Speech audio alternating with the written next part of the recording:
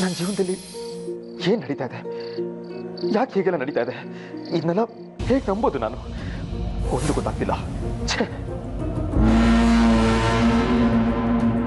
ಶ್ರದ್ಧಾ ಇದು ಮಾಡ್ತಾಳೆ ಅಂತ.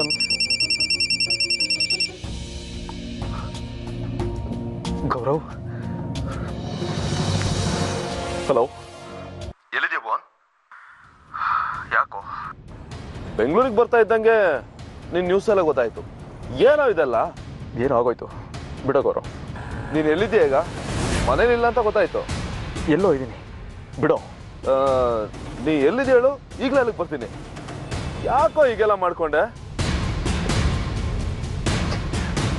ಮೋಸ ಆಗೋಯ್ತು ಗೌರವ್. ಶ್ರದ್ಧಾನೇದಾರ ಮೋಸ ಮಾಡ್ಬಿಟ್ಲು.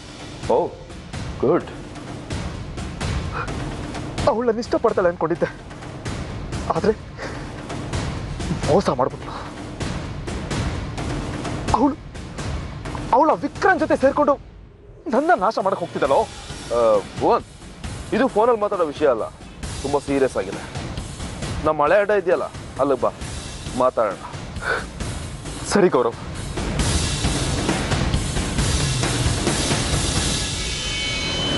Very good Bhuvan, very good. ನೀನ್ ಹೆಂಡ್ತಿನೇ ನಿನಗೆ ಮೋಸ ಮಾಡ್ತಿದ್ದಾಳೆ ಅಂದ್ರೆ ಅದಕ್ಕಿಂತ ದೊಡ್ಡ ಖುಷಿ ಬೇರೆ ಇಲ್ಲ. ಥ್ಯಾಂಕ್ಸ್ ಅ ಲಾಟ್ ಶ್ರದ್ಧಾ.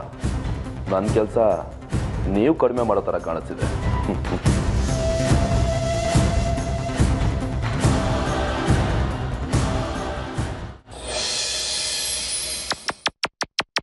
ಇನ್ನು ಎಷ್ಟು ದಿನ ರೀ ಕಾಯ್ಬೇಕು ನಾನು? ಅವನೇನು ಇಂಟರ್ನ್ಯಾಷನಲ್ ಕ್ರಿಮಿನಲ್?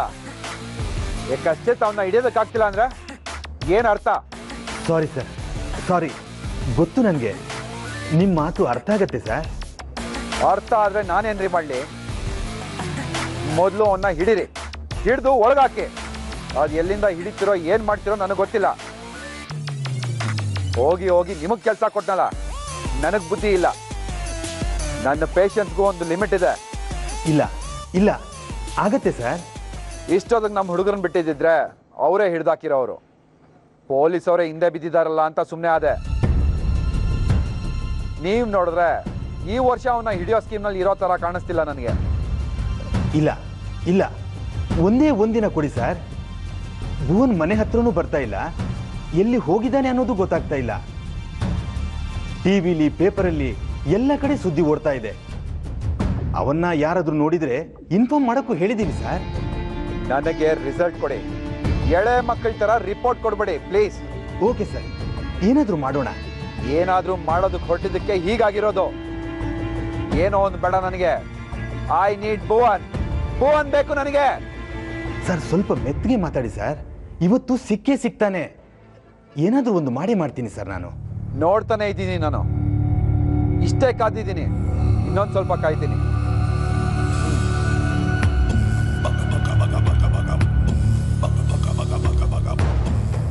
ಭುವನ್, ತಪ್ಪಿಸ್ಕೊಂಡು ಅದು ಎಲ್ಲಿ ತನಕ ಓಡ್ತೀಯಾ ನಾನು ನೋಡ್ತೀನಿ.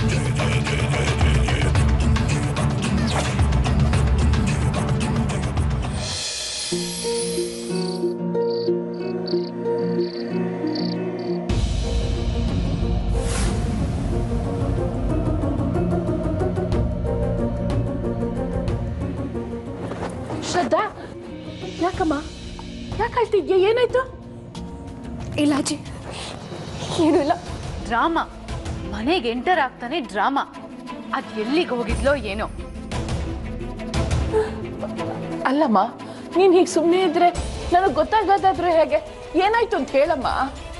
ಇಲ್ಲ ಅಜ್ಜಿ, ಏನಿಲ್ಲ. ಸಾರಿ ಸಾರಿ. ಮತ್ಯಾಕೆ ಗೊಳೋ ಅಂತ ಹತ್ಕೊಂಡು ಓಡ್ ಬಂದೆ? ಸುಮ್ಮನಿರ್ಬೇಕು ತಾನೆ. ಅದ್ಬಿಟ್ಟು ಇವೆಲ್ಲ ಡ್ರಾಮಾ ಬೇಕಾ? ಮೊದಲೇ ನಾವೆಲ್ಲ ಭುವನ್ ವಿಚಾರವಾಗಿ ಇಷ್ಟೊಂದು ಟೆನ್ಷನ್ ಮಾಡ್ಕೊಂಡಿದೀವಿ. ನೀನ್ ನೋಡಿದ್ರೆ ಯಾವಾಗ್ಲೂ ವಿಚಿತ್ರವಾಗಿ ಆಡ್ತಾ ಇದ್ಯಾ.